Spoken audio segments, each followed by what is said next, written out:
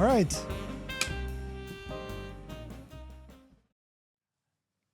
Welcome back, everyone. Very glad to have another podcast today to investigate all the differences of culture and how people react to it.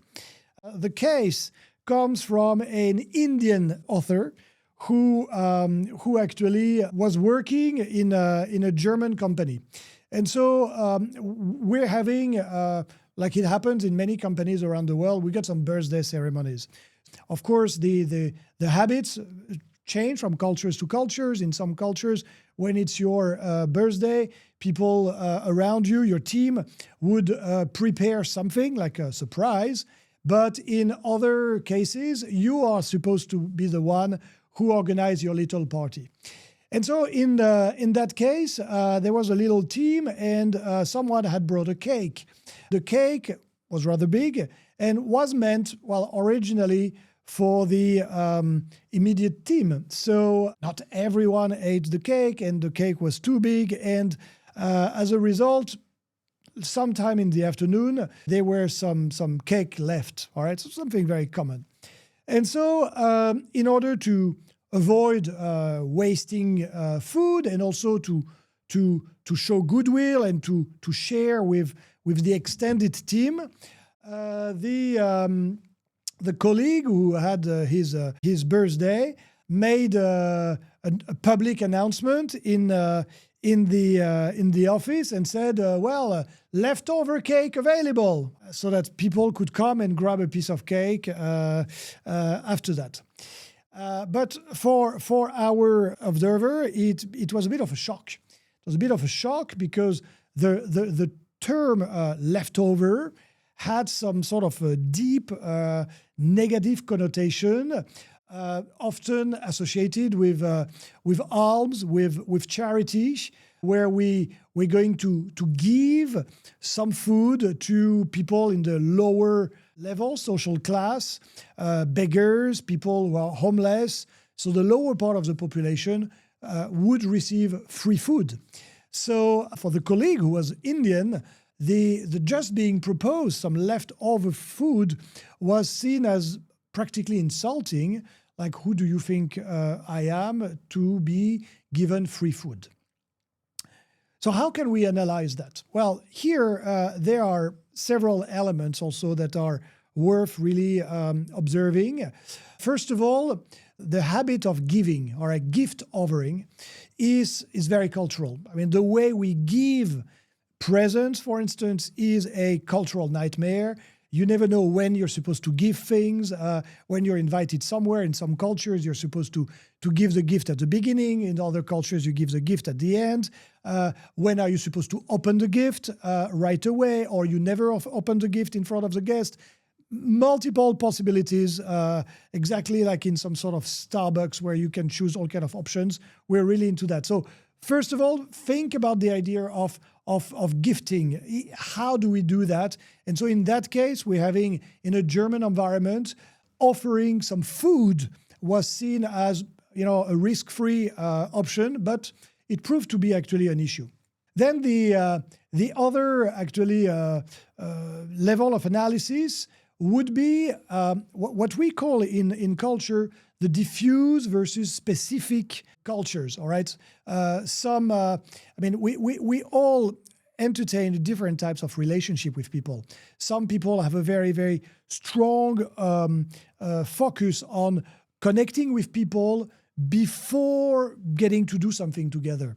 Entrepreneurs usually illustrate that with a coconut, all right? You are a coconut, and people that are inside your coconut, they are really close to you, and you're really ready to do things like that. And others, they're outside, and you don't really care for them. In other cultures that are more specific, or we can say task-orientated, you're going to have this sort of gray zone. It's represented by a peach in the entrepreneur's process. And it means that you've got the hard nut in the middle that's really your friend, and you are going to have a gray zone or a peach zone where it's very soft and you've got all your acquaintances. And so in that case, there was really a misunderstanding about where do office colleagues stand, all right?